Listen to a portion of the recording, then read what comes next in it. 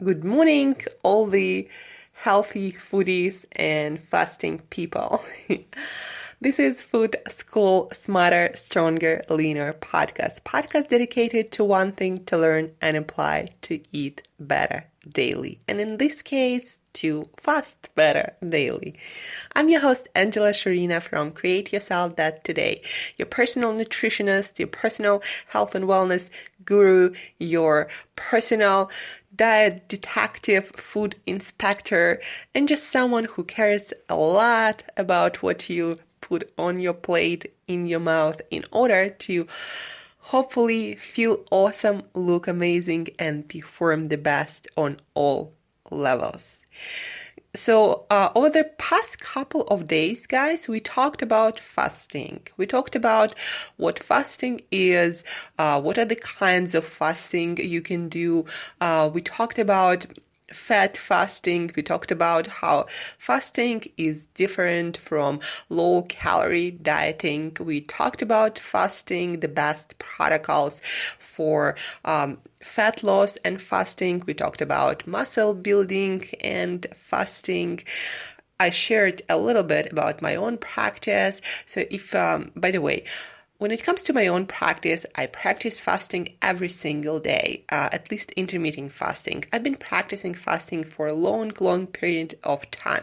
That's why for me, it's enjoyable. That's why for me, it's comfortable, and I really love it. And I feel the benefits, and I don't feel any possible negative effects of it. But guys, remember that it didn't start this way. I was not always a fan of fasting. It wasn't always easy for me, and especially when I was on a higher carb diet, fasting for me was more difficult because each time I would start fasting, my body had to switch from burning glucose, from burning sugar to burning fat, and it's a little bit different machinery in our cells that uses primarily fat for fuel and uses primarily glucose for fuel. Also, our brain has to adapt to the fact that there is less glucose available, and our brain has to switch to ketone bodies, another energy molecule that our brain can use for fuel along with glucose. So it wasn't as easy as it is now for me when my body burns fat most of the time, and when I switch to fasting for my body, for my brain inside, it doesn't make any difference to burn fat from food or to burn fat from my own body. And all of us, unless we are severely malnourished and undergoing starvation, have a lot of fat to burn for energy, more than enough, in fact.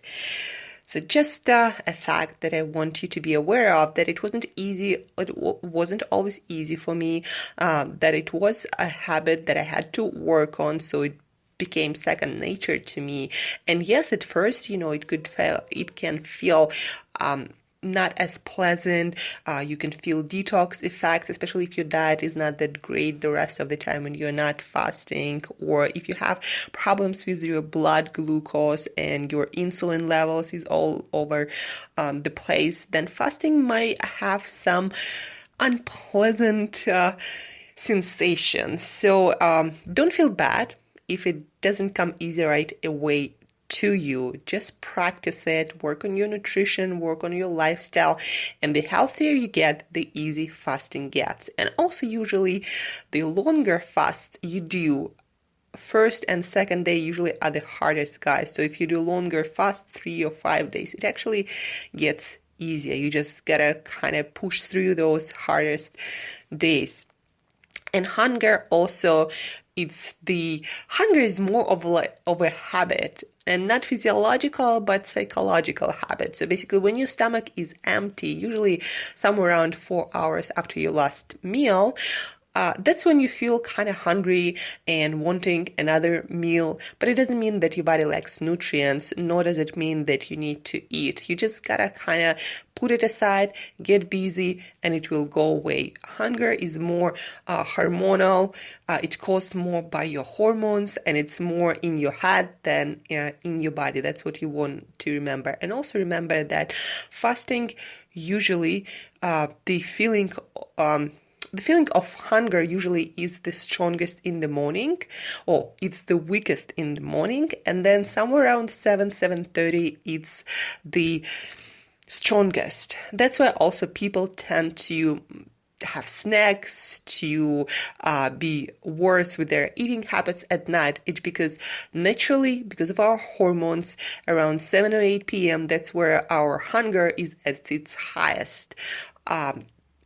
So I prefer to go to bed early so I don't have to go through, hunger strikes sometimes when they occur, or if, for example, I'm working late, or I don't know, something happens and I'm not sleeping at night. That's when it's the hardest to be really good with my diet and follow my nutritional plan. Just something I want you also to be aware of, that it's not you. Hunger is the strongest for everyone at night. But again, it is kind of physiological, but it's mostly played by your hormones, not a lack of nutrients in your body. And once you get over it in the morning, you're gonna not feel it again.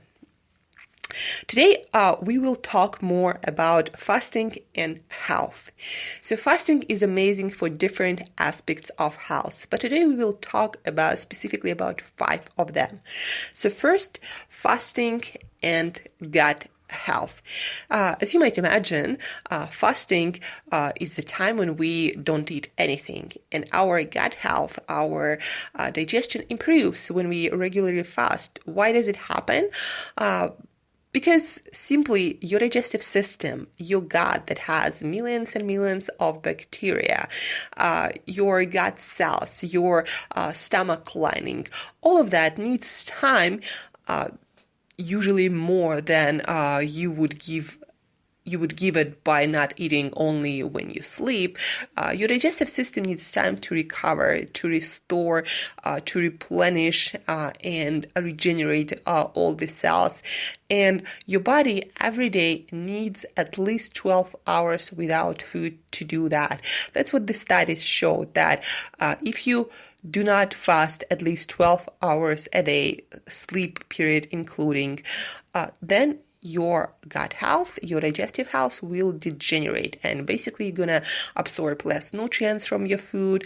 You're gonna have more inflammation in your digestive tract and in your gut. You might have more autoimmune reactions, allergic reactions to your food. Your digestion might be compromised. You might have gas, or again, food allergies, a lot of things. So fasting is essential for your gut health, for good absorption of nutrients, but also to stabilize and to regulate your blood glucose and your insulin levels. That is very important, and that leads us to our metabolic health and kind of like disease of this generation, or diseases, type 2 diabetes, that it basically happens because people just eat too much carbohydrates that is essentially converted into blood glucose, into blood sugar, and then our body packs all that sugar, all that glucose that is toxic in bigger than needed amounts in our blood and in our body and in our brain. So your body with insulin, with the help of insulin, tries to pack all that excess glucose into cells, into muscle glycogen, into liver glycogen, and then when there is no space anymore, because that amount of storage is limited, because it's actually, again, toxic for our body in bigger than needed amounts. So our body stores that excess glucose into fat cells, but then at some point your body just cannot use any glucose and pack it anywhere, and your body and your cells say to your body basically, no, we cannot accept glucose anymore, and your body becomes insulin resistant, and it still, because you're eating more and more carbohydrates, tries to increase the amount of insulin, try to push more glucose into cells, but cells resisting, and that's how you get type 2 diabetes, that is basically a disease of too much insulin. And what's the best way to treat it?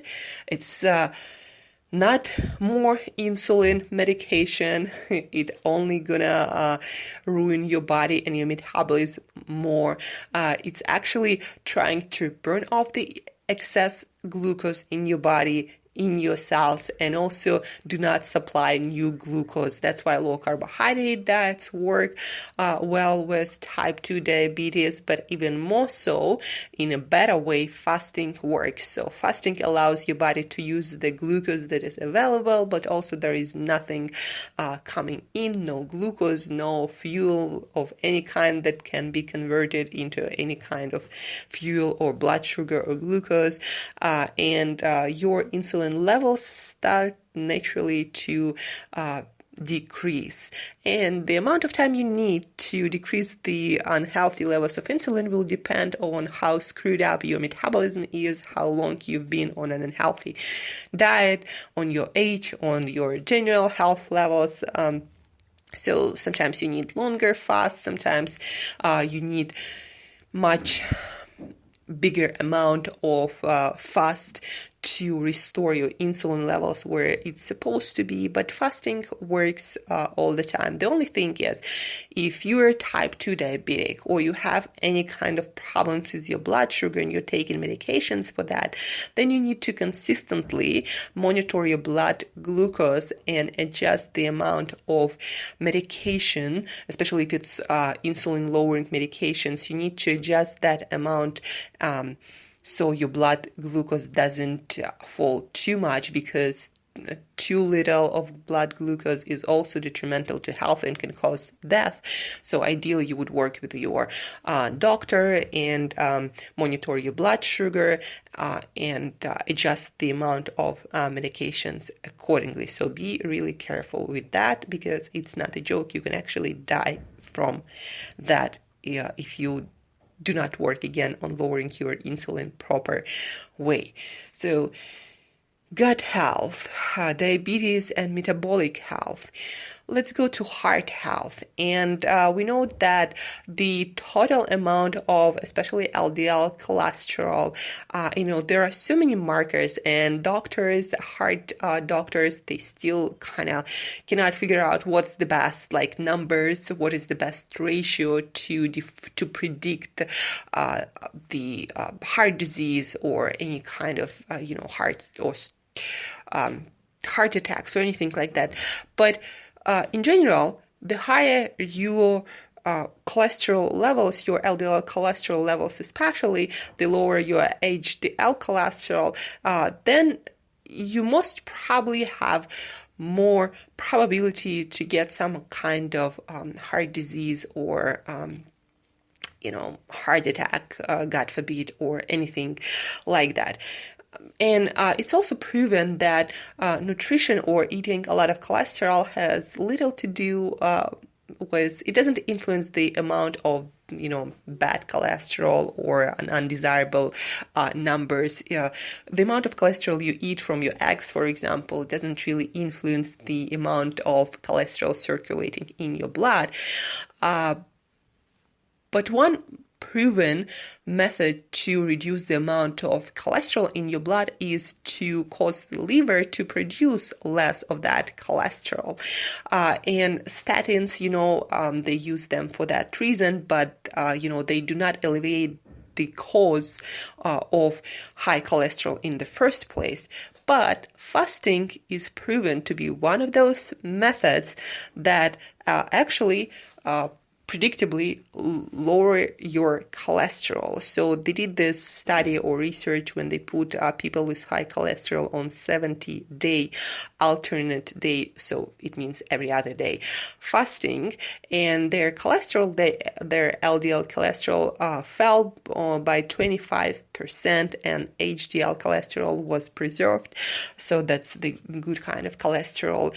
So fasting helps with blood cholesterol every single time. So if you're one of those people who are in danger of any kind of, of either heart attack or heart disease, increased risk of mortality, then fasting is highly recommended to you eat, and it's one of the methods that will for sure help you to lower your cholesterol and to improve your heart health, to decrease the amount of triglycerides circulating in your blood. And, low carb, high fat diet, some people say that also helps, but it actually can have the reverse effect on some people, depending on genetics and their heart health in the first place. So again, if you have problems with heart disease, if you're a person with high risk of heart disease and, arteriosclerosis and all of that, then try fasting. Brain health. It's proven and shown that fasting increases our focus, our alertness. It actually helps to improve memory because it lowers insulin, and lowering insulin is proven to have a great effect on better memory. We produce new neurons and we have this neurotrophic brain-derived neurotrophic factor, or BDNF, that also proven to improve all the functions in your brain and production of new neurons and improvement of memory. So all that happens when you fast. People who fast, the decrease of nutrient availability makes people, we are one of those animals that lack of nutrients makes us more active, more alert, and from evolutionary standpoint, it makes all the sense. When you don't have food available, when we were running in some Africa in savannas trying to survive, finding food while other animals would try to hunt us, probably, it makes all the sense that our brain functions would increase in order to find the meal or escape from predator.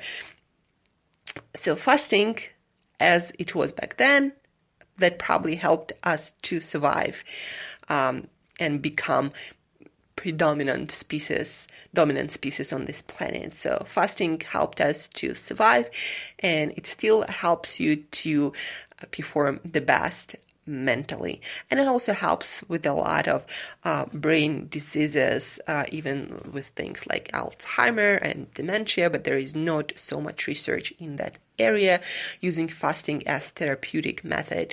But anything brain-related, brain health-related, fasting, regular fasting helps with that. Longevity. Fasting is probably the best anti-aging tool that you have available to you. Why is that?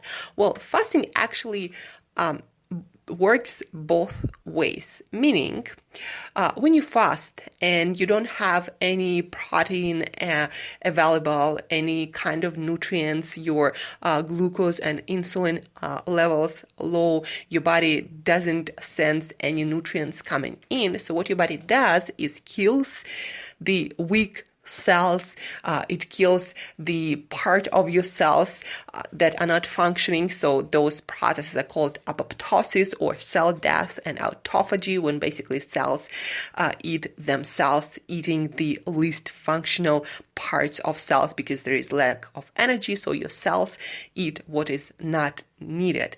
At the same time, your body has increased levels of growth hormone that helps your body to regenerate and to build better machinery to survive.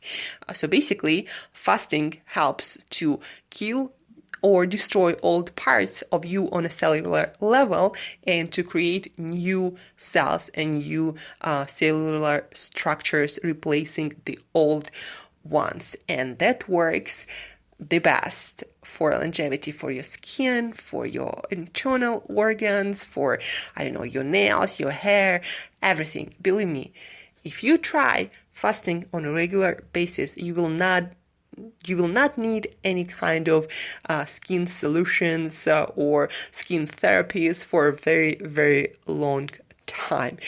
So try fasting for longevity. It works on a cellular level on every single cell in your body, in your brain, in your gut. So if there is, the best solution to almost any kind of disease except of malnutrition, and starvation, then fasting is probably it. And again, it's great for longevity. It will help you to improve your metabolic health. And if you have any kind of issues with your insulin and glucose levels, it works much better than any kind of diet, low carb, high fat, or whatever calorie restriction diet. It works for your brain, also improving your memory, improving your focus, your alertness, and your ability to learn. It improves your heart health like no statin will ever. It improves your gut health, regenerating all the gut cells in your stomach and in your gut, helping to proliferate good bacteria in your gut also. So try fasting. It works on so many levels, improving your, again, brain health, your heart health, your metabolic health, your longevity, so many things. So guys, if you have questions about fasting, if you need more details, if you want to read more stories, more studies, more research, that get complete guide to fasting by Dr. Jason Funk, who's done a lot of research and practiced it with his patients, a lot different kinds of patients. Pick up this book, The Complete Guide to Fasting. You can find the link to this book in the show notes. I've read it. I loved it. I highly recommend it. It's the book to get on fasting if you want to learn all about fasting, all scientifically based, what's available right now. Also, you can schedule a Q&A call with me using the link again in the show notes, and I will tell you all about my practice, the best fasting practice for fat loss and muscle building. That's my specialty. So do something, do anything. If there is an issue that you have with your health, it probably can be helped a lot with fasting, but you need to do it right. You need to know what is allowed during your particular fast, what is better to consume or not to consume, when it's best to do fasting, what's the length of the best fast in your particular situation. But all the details, put aside, fasting is probably the safest way to improve your health in most cases. So guys, thank you for listening. I love you all. I wish you the best metabolic health and brain health and gut health and heart health, and start fasting. Eat right every day when you do not fast, but also start fasting. So again, love you all. Have an awesome day, and till next time, well, maybe try fasting.